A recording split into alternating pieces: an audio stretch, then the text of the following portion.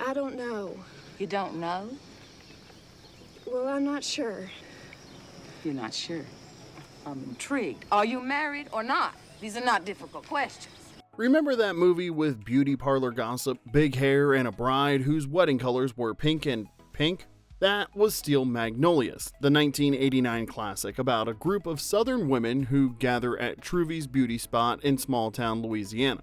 At the center is Shelby, played by Julia Roberts, a young bride with type 1 diabetes who's determined to become a mother despite the risks.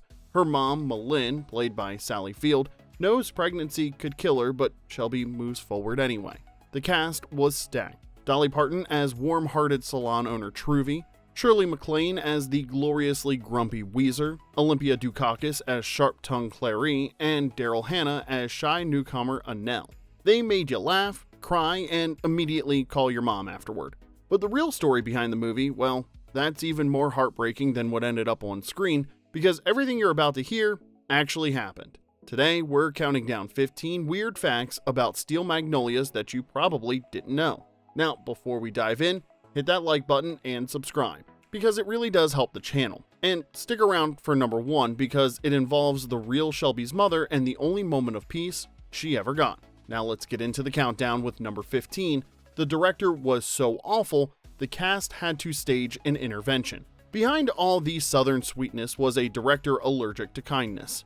Herbert Ross, veteran filmmaker and notorious hardass, turned the set of Steel Magnolias into an emotional boot camp with himself as the drill sergeant. He was particularly brutal to Julia Roberts, criticizing nearly every choice she made and reducing her to tears on a regular basis. Were you surprised that Julia Roberts was the only one nominated from Steel Magnolias? I was rather, yes, because I thought that I thought certainly Sally should have been nominated because I thought she was extraordinary in the picture.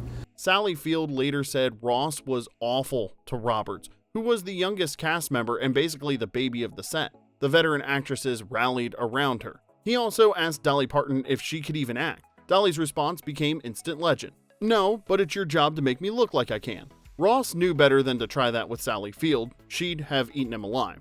Well, I must have missed the passage in Emily Post that said all abuse is heaped on the mother of the bride. But that constant harassment of Roberts pushed the more seasoned members of the cast to their limit. Here's the thing. Ross was actively grieving his own loss. His wife, prima ballerina Nora Kay, had died about a year and a half before filming started. They'd been married for almost 30 years, and that grief was still haunting him during production. Shirley MacLaine finally confronted him directly, telling Ross he'd been behaving badly since Nora's death and that it wasn't respectful to his late wife or the cast. The veteran actresses made it clear his behavior wasn't acceptable. Turns out all it took to shut down a tyrant dictator was a couple of screen legends who refused to watch a 21-year-old get emotionally demolished for the director's grief issues. Hold on, Clary's getting you some juice. Shelby. Should I get her a cookie? No, juice is better. The actresses bonded over hating him, and that's probably why the female friendship on screen felt so real. Number 14, every actress in Hollywood passed on Shelby before Julia Roberts. Before Julia Roberts became Shelby, the role went through more actresses than a Hollywood game of hot potato. Here's the twist. Daryl Hannah was actually offered the role first. The producers wanted her for the lead. She said no thanks and asked to play Annelle instead. There's nothing to tell. I live here. I've got a job now. That's it. Can I borrow a few of these back issues of Southern Hair? Sure, take them. The quirky beautician with big hair and questionable life choices. Hannah looked at the dying young mother role and the wacky side character and chose chaos, which, respect to her. So they pivoted to Meg Ryan, who had signed on but then bailed for When Harry Met Sally. Decent trade for her, but catastrophic for producers scrambling to fill the role. They considered Winona Ryder next. She was about 16 or 17 at the time, which made playing a diabetic mother dying from pregnancy complications a pretty tough sell. Too young even for Hollywood's creative approach to age-appropriate casting. Laura Dern also made the list of possibilities but didn't land it. Finally, the casting director brought in Julia Roberts, who was still wrapping Mystic Pizza and had zero name recognition. She walked into the room, flashed that smile, and nailed the essence of the great Southern gal. Well, now he lives in Monroe and goes to First Presbyterian. When he found out where I was from, he asked me if I knew you. He used to live in Ohio somewhere. His wife just died recently, and he's moved back down here. Turns out when Plan A chooses the comedic relief role instead, Plan E gets an Oscar nomination. Number 13, Julia Roberts studied for the role at the Harling's house over burgers. Once Julia Roberts got the role, she didn't just read the script and show up on set. She went straight to the source. Roberts spent time with Robert Harling's parents before filming started, learning about Susan, the real woman behind Shelby. His dad grilled hamburgers in the backyard while Roberts listened to stories about the sister he'd lost. Harling later said that when Roberts walked in that first time, somebody just turned the lights on in the room. Not because she looked like Susan, but because she carried something similar. A warmth or energy. The kind of presence that made people want to be around her. Roberts wasn't just preparing for a role, she was collecting memories of someone she'd never met, piecing together who Susan was through her parents' stories, her brother's grief, and probably a few Dolly songs in between. When the cameras rolled, Roberts was honoring someone else's sister, built from backyard conversations and secondhand love. Number 12, Robert Harling wrote the entire play in 10 days after his sister died. Robert Harling didn't sit down to write a hit play, he sat down to keep from losing his mind. Started looking again for our Shelby, and we'd seen all the great actresses of that era, Laura Dern. In 1985, his sister Susan died at 33 from type 1 diabetes complications, the same complications that killed Shelby on screen. Doctors told her pregnancy could kill her. She wanted a baby anyway. I want a child. What about adoption? You filled out all the applications. Mama, no judge is going to give a baby to someone with my medical record. In 1983, she gave birth to a son, Robert, named after Harling himself. 2 years later, she was gone. Harling's nephew was barely old enough to remember her, and Harling started spiraling. What if the kid forgot his mother entirely? What if he grew up calling some stepmother Mama without ever knowing who Susan really was? A writer friend told him to write it down, so Harling tried a short story. That lasted approximately 5 minutes before he realized Southern women do not fit in paragraphs. They need dialogue, interruptions, and the kind of verbal warfare that requires an actual stage. So he locked himself in a room and wrote the entire play in 10 days. Not an outline, the whole thing. What he later called a 24/7 tsunami of Southernness just poured out. Off-Broadway got emotionally demolished by what looked like harmless beauty shop gossip. The 1989 film turned it into a national ugly cry event. I think it's just part of the magic of film is that people know, they don't know me, but they know the story. 10 Days of Grief turned into the play everyone quotes at brunch, and Harling wrote it for his nephew. The rest of us just borrowed it for our own breakdowns. Number 11, Julia Roberts got engaged to her fake husband, and it didn't last. Julia Roberts and Dylan McDermott played newlyweds in Steel Magnolias. By the time filming wrapped, they were engaged in real life. Roberts had recently ended a relationship with Liam Neeson, and then McDermott showed up playing her devoted husband in a small Louisiana town with nothing to do but fall in love on camera. Spend 3 months pretending to be madly in love, and apparently your brain decides the fake marriage should become real. The romance started during production in 1989. Hollywood declared it destiny. It was actually just proximity and pretty good lighting. Who gives this woman in marriage? Her mother and I do.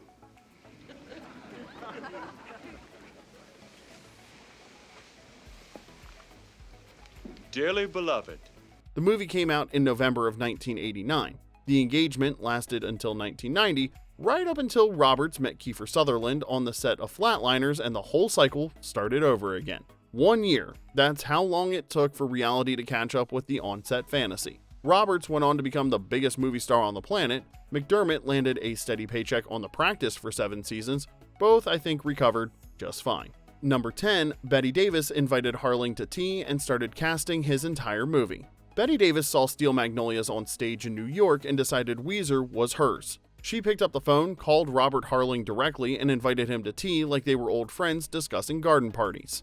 Harling thought someone was messing with him. He walked into a New York hotel, and there sat Bette Davis with a teacup, already talking like the role was locked. Then she started casting the rest of the movie for him. Katharine Hepburn for Clary, Elizabeth Taylor for Truvy, just casually assembling an entire cast of legends while Harling sat there wondering if he had any say in his own film. As he left, Davis hit him with this threat disguised as politeness. You may give the role of Weezer to someone else, but you and they will hear from Bette Davis. Producers passed, saying she was too frail for the physical demands. Davis died in 1989, the same year the movie came out. America lost a Hollywood legend when Bette Davis died last night in Paris. She was 81 years of age. Shirley MacLaine got the part and delivered the exact kind of unhinged energy Davis would have brought. At least someone understood the assignment. Number 9, Sally Field's breakdown was so brutal they couldn't ask for take 2. The funeral scene took multiple days to film with different angles, coverage shots, the whole technical setup, but Sally Field's performance, the cemetery breakdown everyone remembers, was one take. One take. I just sat there. I just held Shelby's hand. There was no noise. Field prepared by spending hours screaming into a pillow to wreck her voice. She wanted it raw, ragged, and completely shredded. I was there when that wonderful creature drifted into my life. And I was there when she drifted out. Method prep meets controlled destruction. When the cameras rolled, director Herbert Ross just let her go. No stopping, no redirecting, just Field tearing through every stage of grief without anyone yelling cut. I'm fine! I can jog all the way to Texas and back, but my daughter can't. She never could. The entire emotional arc captured in one uninterrupted performance.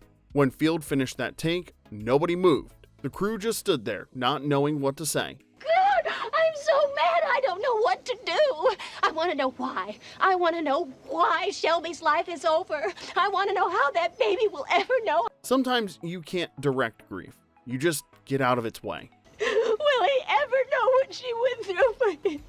Oh God, I want to know why. Why? Number 8, Dolly Parton and Daryl Hannah got intensive hairstyling training. Director Herbert Ross demanded authentic salon scenes, which created an immediate problem. His actresses had no idea how to actually do hair. The solution? Bring in professional hairstylists to train them like they were prepping for their cosmetology boards. Not beauty school, but close enough. Ow! Sorry, Miss Weezer. Now, you take your Bible and shove it where the sun doesn't shine. Intensive, hands-on training until they could cut, tease, spray, and gossip simultaneously without looking like complete frauds. Dolly Parton, a woman who has maintained the exact same hairstyle since the Nixon administration, had to learn professional salon techniques for other people's hair. She spent weeks mastering skills she would never use again after filming Wrapped. The opening wedding scene required her to work on Julia Roberts' hair while delivering lines and hitting comedic beats. One wrong snip and America's newest sweetheart gets a bald spot on camera. No pressure, right? Ross refused to let them fake it with camera tricks or strategic angles. This is going in the Hairdo Hall of Fame. Shelby, you scared us. That wasn't a nice thing to do to your mama. If his actresses were going to play salon professionals, they needed to actually know what they were doing with scissors and a can of Aquanet. The training worked. Nobody watching the movie questions whether Truvy and Annelle know their way around a beauty parlor. Now, let's take a quick break because I need to know if you were one of the millions who ugly cried through this movie. Hit that like button and drop your favorite quote in the comments. And if you're enjoying this trip down memory lane, subscribe so you never miss another deep dive. Now let's get back to the countdown with number 7, Sally Field's casual complaint became Robert Harling's next movie. Filming in small-town Louisiana meant zero nightlife and not much to do after wrapping for the day. So the cast did what any group of famous people would do. They hung out together constantly. They'd gather for games, conversation, and the kind of late-night bonding that happens when you're all surviving the same difficult director. Who the hell are you?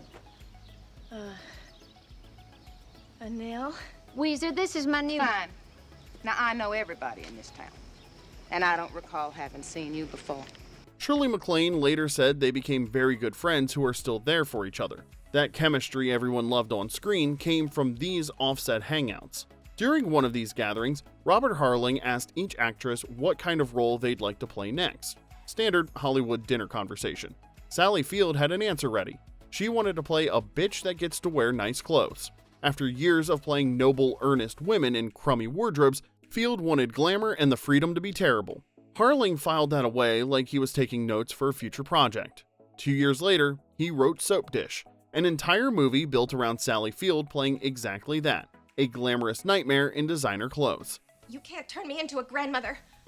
I still have my looks. Never underestimate what will happen when you give a talented actress permission to complain about typecasting.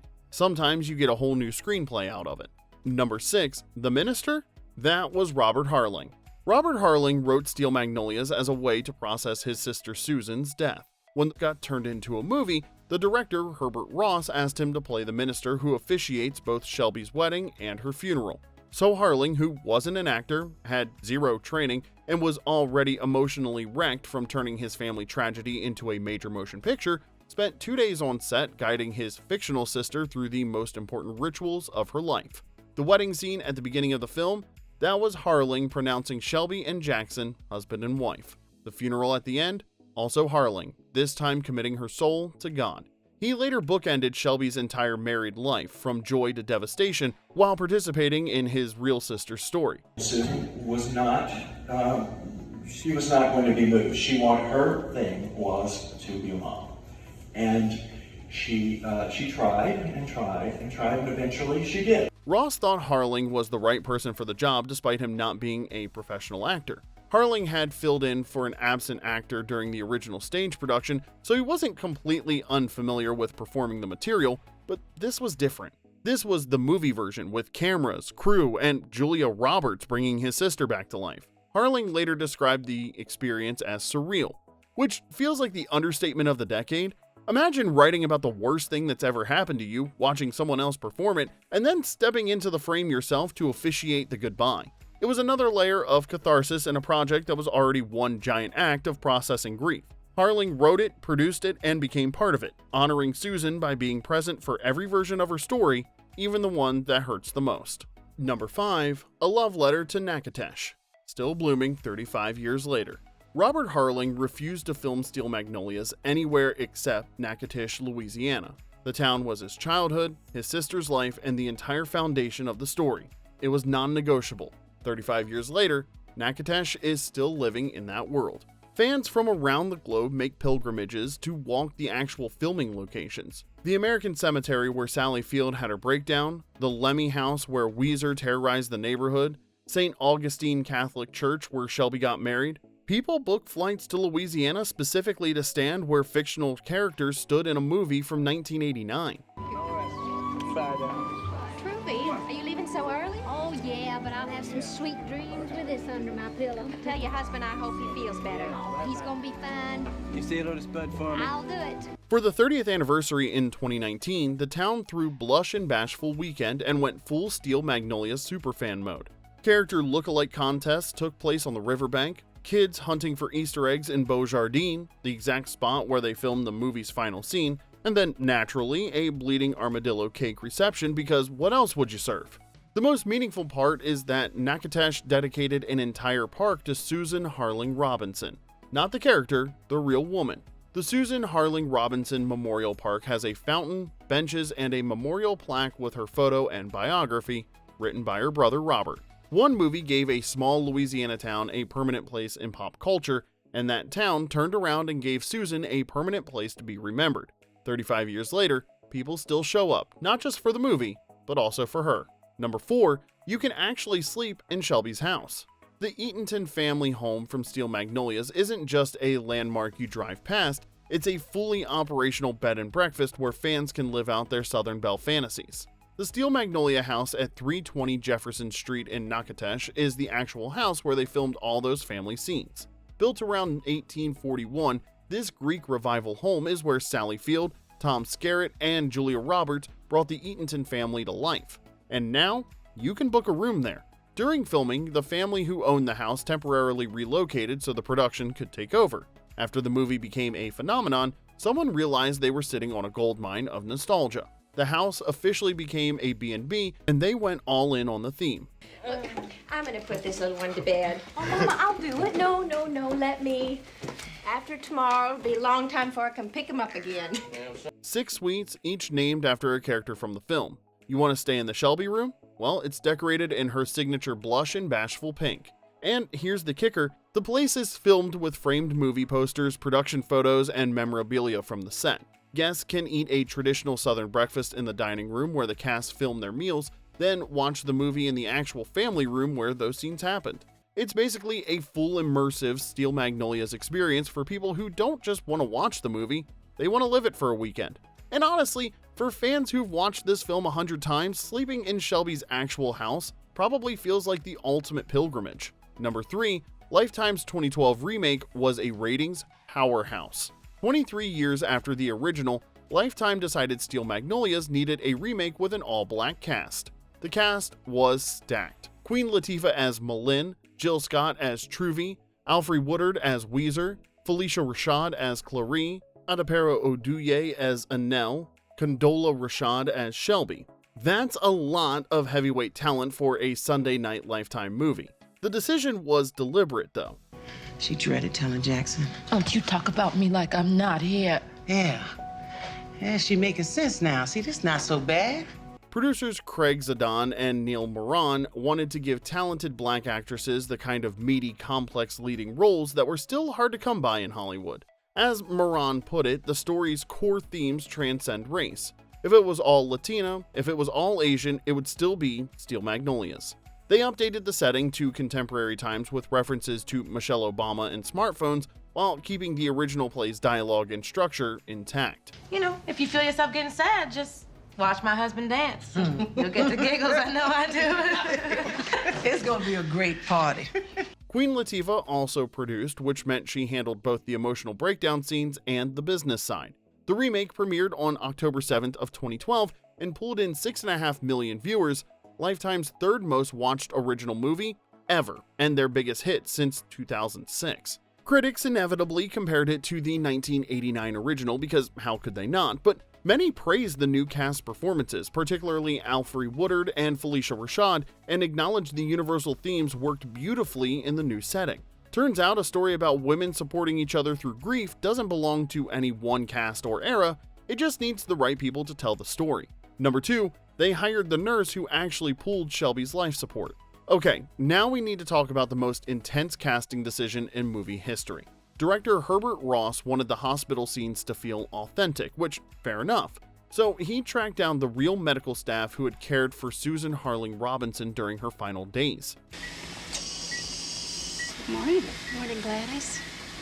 We're doing our Jane Fonda. The exercises are good for them.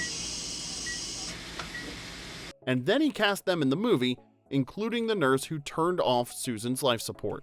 The same nurse, playing herself, doing the same thing again. Robert Harling said it added a sense of real gravity and reality to it all, which, yeah, that'll do it. There's authentic, and then there's we're just recreating the actual trauma.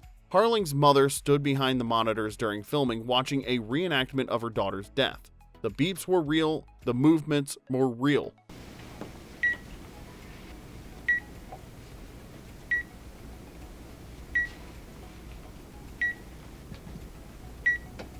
These were just people reliving one of the worst days of their lives after someone yelled action. The line between performance and memory didn't just blur, it straight up vanished, which gave the scene an authenticity that was impossible to fake and impossible to forget.